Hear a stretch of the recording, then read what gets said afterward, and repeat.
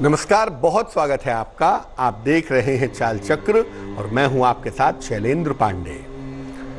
देखिए, ऐसा होता है कि जब कोई ग्रह खराब होता है या किसी ग्रह की वजह से परेशानी होती है तो हम बड़े सारे उपाय करते हैं, मंत्र जपते हैं, दान करते हैं, पूजा उपासना करते हैं और बहुत बार रत्न भी पहनते हैं। और रत्नों को पहनने से यकीनन फायदा होता है, ये साइंटिफिक है, ये साइंस के द्वारा प्रूव्ड है कि रत्नों का हमारे शरीर पर, हमारे मन पर असर पड़ता है। लेकिन ये सवाल अक्सर लोग जानना चाहते हैं कि मैंने 5 साल से पुखराज पहना है, इसे चेंज करूं या यही पहने रहूं, या मुझे मोती पहने 4 साल हो गए हैं, चेंज करूं या यही पहनूं। क्या रत्नों के पहनने का भी एक समय होता है? क्या रत्नों की भी कोई एक्सपायरी होती है? आज इस विषय पर बात करेंगे। चाल चक्र में आज क्या खास है, चलिए बताते हैं आपको। चाल चक्र में आज बात करेंगे रत्नों के एक्सपायरी डेट के बारे में। कौन सा रत्न कितने समय तक पहना जाएगा, रत्न को पहनते समय किन सावधानियों का ध्यान रखा जाएगा और किस रत्न का कितना समय होता है, किस रत्न को कितने समय तक पहने और कितने समय के बाद बदल दें या रिचार्ज कर लें, आज अपने कार्यक्रम में आपको बताएंगे। तो क्या रत्नों की कोई एक्सपायरी होती है या नहीं होती है, आज इस विषय पर चर्चा करेंगे। लेकिन सबसे पहले शुरुआत करेंगे आज के पंचांग के साथ। आज तिथि है ज्येष्ठ शुक्ल पक्ष की द्वितीया तिथि, नक्षत्र है मृगशिरा नक्षत्र, चंद्रमा वृष राशि में, इसके उपरांत मिथुन राशि में संचरण कर रहे हैं। राहु काल का समय शाम को 4:30 से तकरीबन 6 बजे तक। पश्चिम दिशा की तरफ जाने की मनाही है, लेकिन अगर जाना जरूरी है, यात्रा जरूरी है, तो जरा सा पान का पत्ता खाकर और भगवान का स्मरण करके यात्रा करेंगे तो मुश्किल से बचे रहेंगे। रत्नों के एक्सपायरी पर बात करें, इसके पहले यह समझ लें कि रत्नों के बारे में सबसे महत्वपूर्ण बात क्या है, सबसे इंपॉर्टेंट बात क्या है। देखिए, रत्न जो होते हैं एक विशेष तरीके की ऊर्जा का स्रोत है। हर रत्न के अंदर एक एनर्जी होती है। ऐसा नहीं है, वैसे तो दुनिया की हर चीज के अंदर एनर्जी होती है, कम या ज्यादा, लेकिन रत्नों में एक खास तरीके की एनर्जी होती है, एक खास तरीके की ऊर्जा होती है। ये शरीर की ऊर्जा को ग्रहों की ऊर्जा के साथ मैच करवा देते हैं। जैसे आपने सूर्य का रत्न पहना माणिक्य, तो आपके शरीर में जो एनर्जी है वो सूर्य की एनर्जी के साथ मैच कर जाएगी, तो आपको फायदा होने लगेगा। इसी आधार पर इनसे लाभ होता है या हानि होती है। आपने कोई ऐसा रत्न पहना जिसकी एनर्जी आपके शरीर के साथ मैच नहीं कर रही है और आपने वो रत्न पहन लिया है, तो ऐसी दशा में क्या होगा कि आप बीमार पड़ जाएंगे या आपको दिक्कत हो जाएगी।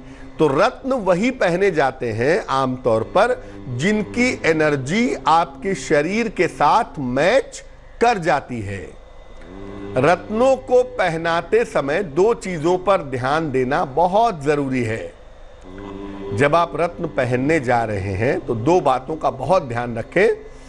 एक, रत्नों का वजन कितना है, कितना वेट का रत्न हमें पहनना चाहिए, और दूसरा, कोई एक रत्न कितने समय तक पहना जाएगा। इन दोनों चीजों को देखे बिना रत्नों को पहनना खतरनाक हो सकता है। यानी रत्न का वजन कितना होगा और कौन सा रत्न कितने समय तक पहना जाएगा, इस बात का ध्यान रख करके अगर आप रत्न पहने तो आपको रत्नों से पूरा पूरा लाभ होगा, पूरा पूरा फायदा होगा। अब पहली चीज समझते हैं, रत्नों के वजन में किन बातों का ध्यान रखें, कि रत्नों के वेट में किन बातों का ध्यान रखना चाहिए। देखिए, रत्न पहनते समय ग्रहों की स्थिति क्या है ये समझिए, और किस ग्रह को किस रत्न की आवश्यकता है ये समझिए। ग्रहों की स्थिति और ग्रहों की आवश्यकता ये दोनों देखना जरूरी है, ये दोनों देखना आवश्यक है। तब जाकर के आप रत्नों के वजन का अनुमान कर सकते हैं। बहुत सारे लोग क्या करते हैं कि आपका वजन 70 किलो है तो आप 7 रत्ती का पहन लीजिए, आपका वजन 100 किलो है तो आप 12 रत्ती का पहन लीजिए। शरीर के वजन से रत्नों का संबंध नहीं है। रत्नों का जो वजन होगा वो ग्रहों की डिग्री के आधार पर होगा। अगर कोई ग्रह 0 डिग्री का है तो बड़ा रत्न पहनेंगे, अगर कोई ग्रह मध्य डिग्री का है तो मध्यम रत्न पहनेंगे। यानी अगर कोई ग्रह कितने डिग्री का बैठा है कुंडली में, उसके हिसाब से रत्नों का फायदा आप उठा सकते हैं। तो ग्रहों के अंश के आधार पर रत्नों का वजन डिसाइड करें। व्यक्ति के वजन के आधार पर रत्न नहीं पहने जाएंगे। इसके अलावा किस रत्न की रश्मि की, किस रत्न की एनर्जी की ज्यादा आवश्यकता है अगर किसी रत्न की, तो बड़ा रत्न पहनिए।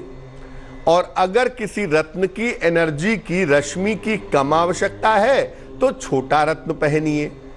यानी आपकी कुंडली में ग्रहों की डिग्री क्या है उसके हिसाब से अगर आप रत्न पहनेंगे तो आपको फायदा इसका ज्यादा प्राप्त होगा। अब ये तो वजन की बात हो गई। अब बात होती है एक्सपायरी की। एक्सपायरी माने जब कोई रत्न का प्रभाव शून्य हो जाता है, जब किसी रत्न का काम करना बंद कर देता है कोई रत्न, तो रत्नों की एक्सपायरी होती है क्या? देखिए, रत्नों की एक ऊर्जा होती है। हर रत्न की एक एनर्जी है, एक ऊर्जा है, और ये ऊर्जा शरीर की ऊर्जा को संतुलित करती है। रत्नों की जो ऊर्जा है वो शरीर की ऊर्जा को संतुलित करती है। कुछ समय बाद उस रत्न की ऊर्जा शरीर की ऊर्जा के साथ मिल जाती है, और जब रत्न की ऊर्जा शरीर के साथ पूरी तरह से मिल जाती है तब वो रत्न शरीर के लिए प्रभावहीन हो जाता है। यानी जब तक वो शरीर की ऊर्जा के ऊपर असर डाल रहा है तब तक तो ठीक है, लेकिन कुछ समय बाद क्या होता है कि वो शरीर की एनर्जी में मिल जाता है, तब उसका असर आना बंद हो जाता है।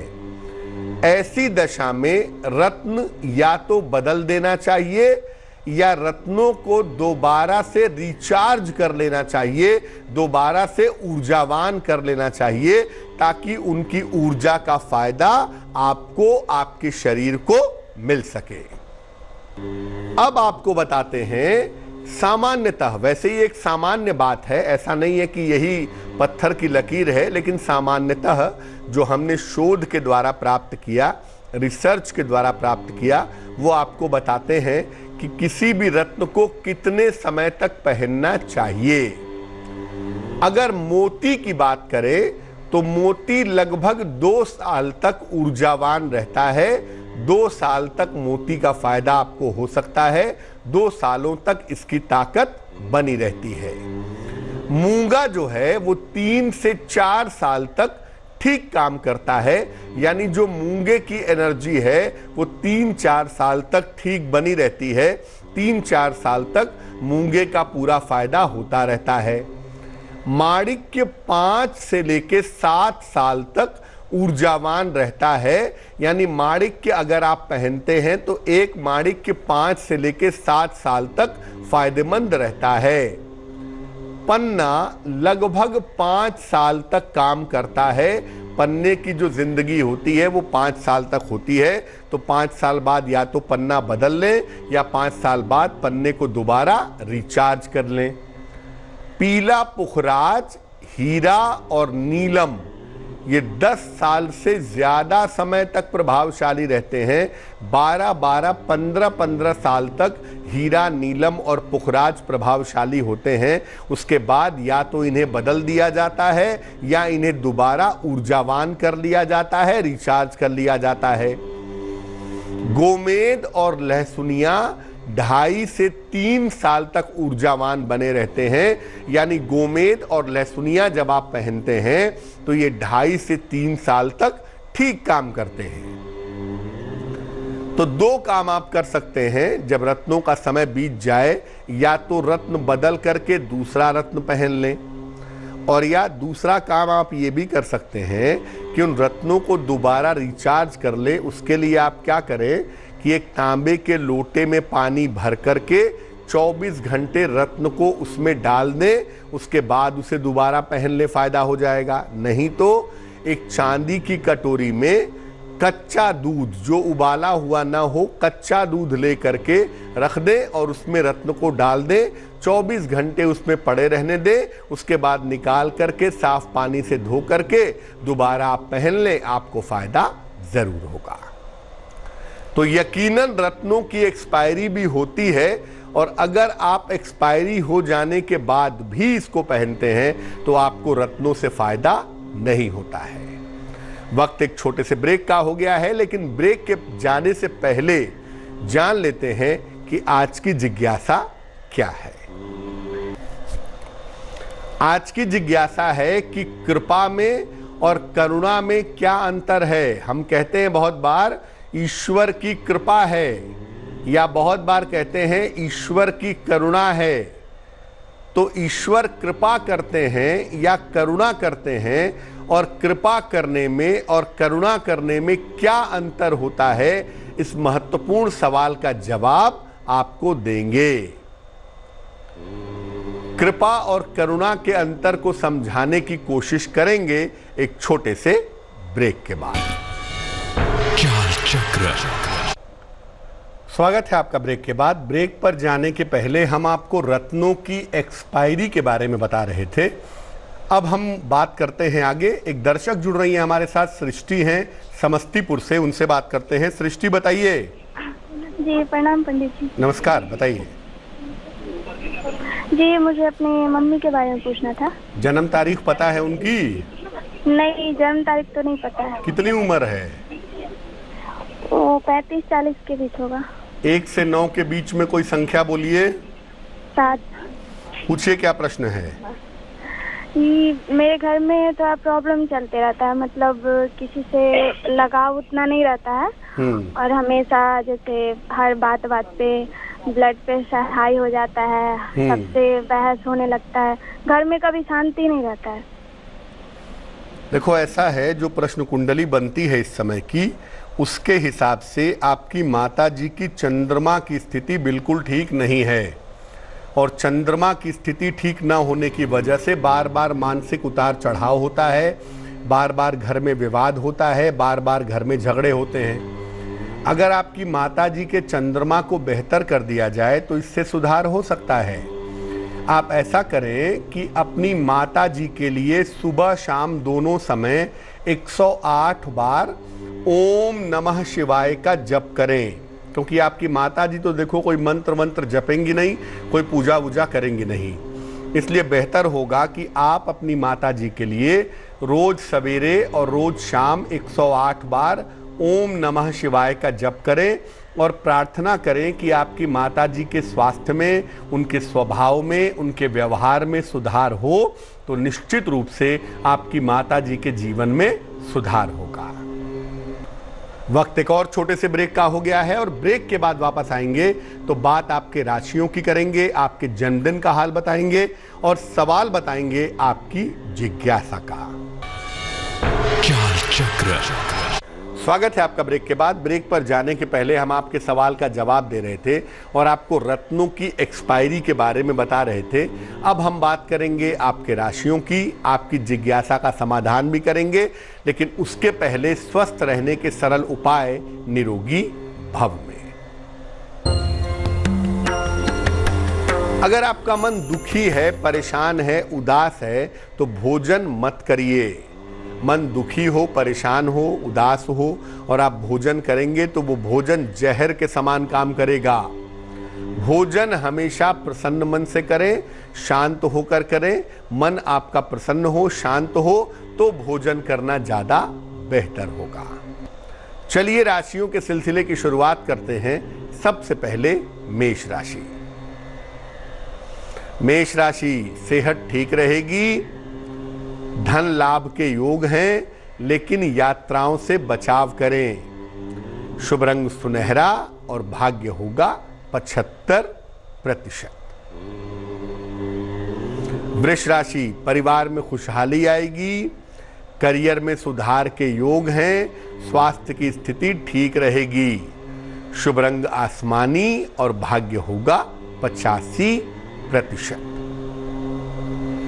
मिथुन राशि, काफी मेहनत करनी पड़ेगी, सेहत का ध्यान रखें, धन के लेन देन में लाभ होगा।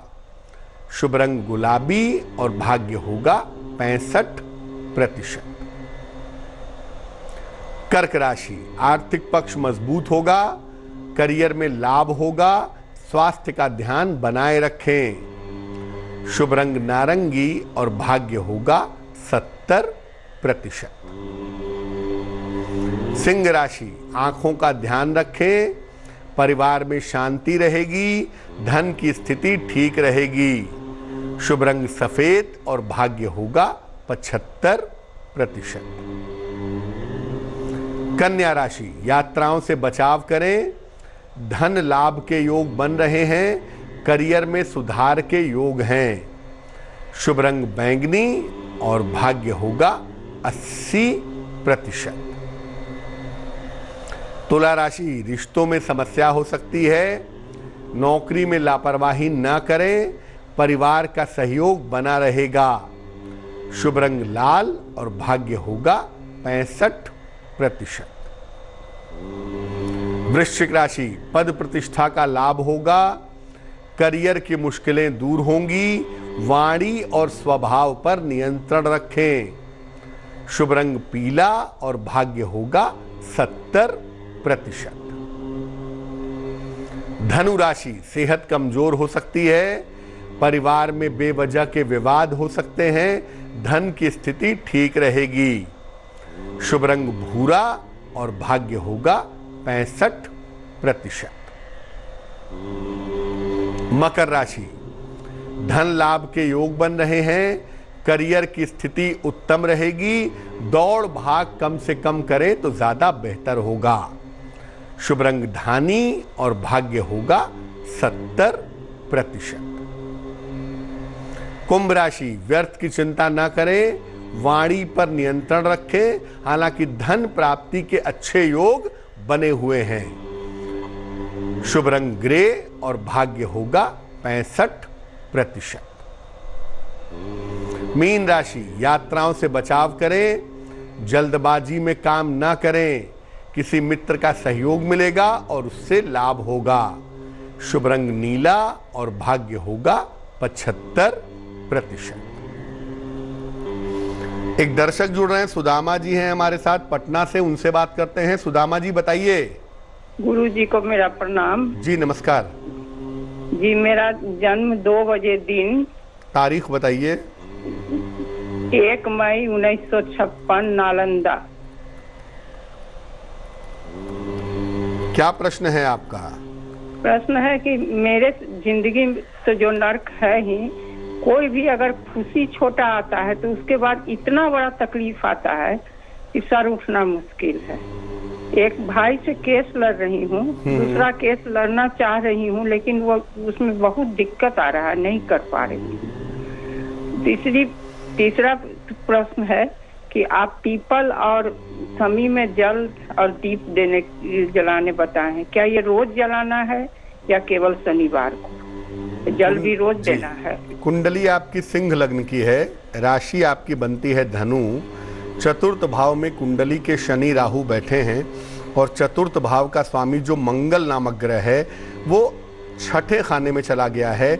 नवमांश कुंडली में मंगल की स्थिति अच्छी नहीं है, तो ये बात तो ज़रूर है कि मानसिक रूप से अशांति बहुत है, प्रॉपर्टी को लेके विवाद बहुत हैं, स्वास्थ्य भी बहुत अच्छा नहीं दिखता है, जीवन भी बहुत अच्छा नहीं दिखाई दे रहा है। देखिए, इतना ज़रूर है कि राहु के वृषभ राशि में जाने पे, यानी इस साल के आखिरी में सितंबर के बाद जब राहु वृषभ राशि में प्रवेश करेंगे, उसके बाद से आपके मुकदमों में, आपके विवादों में, स्थितियां थोड़ी बेहतर होंगी और अगले साल 2021 में जीवन काफी बेहतर होगा, ऐसी संभावना बन रही है। एक मूंगा बनवा कर अगर आप पहन लें, मुझे लगता है 10-12 रत्ती का मूंगा तांबे या सोने की अंगूठी में, दाहिने हाथ की अनामिका उंगली में, मंगलवार को सवेरे अगर आप मूंगा पहने तो आपके लिए बेहतर होगा। और साथ ही साथ आप दीपक जलाएंगी शनिवार की शाम को पीपल के वृक्ष के नीचे या शमी के पौधे के नीचे। और अगर ये दोनों इस समय संभव न हो तो घर के मुख्य द्वार पर, मेन डोर पर सरसों के तेल का दीपक आप जला सकती हैं शनिवार की शाम को। सप्ताह में केवल एक दिन दीपक जलाया जाएगा। जल अगर आप चाहें तो नियमित रूप से डाल सकती हैं, जल डालने में कोई हर्ज नहीं है। एक दर्शक जुड़ रही हैं, अद्विता हैं हमारे साथ गाजियाबाद से, उनसे दीता बताइए। सर मेरा नाम है पंडित जी नमस्कार, मेरा नाम है दीपा चौहान। दीपा, हाँ दीपा चौहान और मेरी डेट ऑफ बर्थ है 18 जुलाई 1977। समय बताइए। समय है सुबह के रात का 8:55। कहाँ पे जन्म हुआ है? दिल्ली। पूछिए क्या प्रश्न है दीपा। एक तो मेरे पंडित जी थोड़ा सा स्वास्थ्य के बारे में बताइए कि मेरा स्वास्थ्य आगे, क्योंकि मेरी एक बहुत बड़ी सर्जरी हुई थी, तो मैं थोड़ा सा अपने स्वास्थ्य के बारे में जानना चाहती हूँ और थोड़ा ये जानना चाहती हूँ कि मेरा जो प्रोफेशन है वो किस तरीके का अप एंड डाउन होगा, थोड़ा वो स्टेबिलिटी रहे, प्रोफेशन में भी थोड़ी स्टेबिलिटी रहे और सेहत में भी रहे। कुंभ लग्न की कुंडली आपकी बनती है, राशि आपकी कर्क बनती है, चंद्रमा शनि सूर्य बुध एक साथ बैठे हैं कुंडली के छठे खाने में। महादशा चंद्रमा की और अंतरदशा इस समय शुक्र की चल रही है। दीपा, पहले तो मैं कहूंगा कि स्वास्थ्य की स्थिति इस समय बहुत बुरी नहीं है, लेकिन तनाव बहुत है, डिप्रेशन जैसा है ना, मन में चिंताएं बहुत हैं, ऐसा ना हो जाए वैसा ना हो जाए, एक भय जैसा मन में बना हुआ है और उसको लेकर आके आप परेशान हैं। वैसे देखो आगे आने वाले समय में, चूंकि मंगल की महादशा इसके बाद आ रही है और मंगल आपकी कुंडली में ठीक है, तो आने वाले समय में स्थितियां आपकी बेहतर दिखाई देती हैं। आने वाले समय में स्थितियां आपकी बेहतर हो जाएंगी, थोड़ा सा इंतजार करिए, स्थितियों के बेहतर होने की संभावना बन रही है। आप एक मूंगा बनवा करके पहन लीजिए, 10-12 रत्ती का मूंगा तांबे या सोने की अंगूठी में, दाहिने हाथ की अनामिका उंगली में। मंगलवार को सवेरे एक मूंगा बनवा करके पहने और साथ ही साथ अधिक से अधिक शिव जी की उपासना करें तो आपको लाभ होगा। नमः शिवाय सुबह शाम 108 बार जपें। जितना ज़्यादा शिव जी की पूजा करेंगी उतना ही ज़्यादा आपके लिए बेहतर होगा। और अंतिम बात आपको बता दूं, आपका प्रोफेशन चाहे वो ब्यूटी का हो, कॉस्मेटिक्स का हो या शिक्षा से संबंधित हो, आपका प्रोफेशन बिल्कुल ठीक दिखाई देता है। प्रोफेशनल लाइफ में प्रॉब्लम की संभावना नहीं बनती है। चलिए अब बात कर लेते हैं उनकी जिनका है आज जन्मदिन। जिन लोगों का जन्मदिन है उन्हें हम सबकी तरफ से जन्मदिन की हार्दिक शुभकामनाएं। आपको बता दूं कि आने वाले साल में आपकी आर्थिक स्थिति ठीक रहेगी, करियर में स्थिरता आएगी, संपत्ति का निर्माण या क्रय आप कर सकते हैं। स्वास्थ्य में उतार चढ़ाव रह सकता है, इसका ध्यान रखिए। क्या करेंगे? पूरे साल भर भगवान शिव की अगर आप उपासना करें तो आपके लिए बहुत अच्छा रहेगा। चलिए अब जान लेते हैं आज की जिज्ञासा और इसका समाधान। आज की जिज्ञासा है कि कृपा और करुणा में क्या अंतर है। लोग कहते हैं ईश्वर की कृपा है या ईश्वर ने करुणा की है, दोनों में बेसिक अंतर क्या है? जिस काम में आप थोड़ा सा करें और ज्यादा मिल जाए वो कृपा होती है। कृपा, करो और पाओ। आपने थोड़ा सा किया और थोड़ा सा भगवान ने आपको दे दिया तो ये भगवान की कृपा है। कि आपने 10 नंबर का सवाल किया, 13 नंबर भगवान ने आपको दे दिया, पास हो गए, ये कृपा है। लेकिन जब बिना कुछ किए सब मिल जाए, आपने कुछ भी नहीं किया जिंदगी में, बावजूद इसके आपको पैसा मिल गया, शोहरत मिल गई, आप आगे बढ़ गए, ये ईश्वर की करुणा है। करुणा में कुछ करने की आवश्यकता नहीं होती और ईश्वर के दृष्टि में आप कुछ नहीं कर सकते। ईश्वर की इच्छा के बिना सृष्टि का पत्ता भी नहीं हिलता। इसलिए ईश्वर से कृपा की नहीं, करुणा की प्रार्थना करनी चाहिए, क्योंकि आप करेंगे तब पाएंगे ना कृपा में। इसलिए आप क्या करेंगे क्या नहीं करेंगे वो भगवान जाने, करुणा की प्रार्थना करें तो ज्यादा बेहतर होगा। चलिए अब जान लेते हैं शुभ पहर का महत्वपूर्ण समय क्या है। आज का शुभ पहर है शाम को 7:30 से रात के 9 बजे तक। इस समय में घर के पूजा स्थान पर दीपक जला करके प्रार्थना करें। इससे आपके करियर में चली आ रही बाधाएं समाप्त होंगी। लेकिन ये उपाय शुभ पहर में ही करेंगे और वो समय होगा शाम को 7:30 से रात के 9 बजे के बीच में। तो आज के लिए चाल चक्र में बस इतना ही। लेटेस्ट खबरों के लिए यूं ही देखते रहिए तेज, और इस वीडियो के पसंद आने पर लाइक, शेयर एंड सब्सक्राइब करना ना भूलें।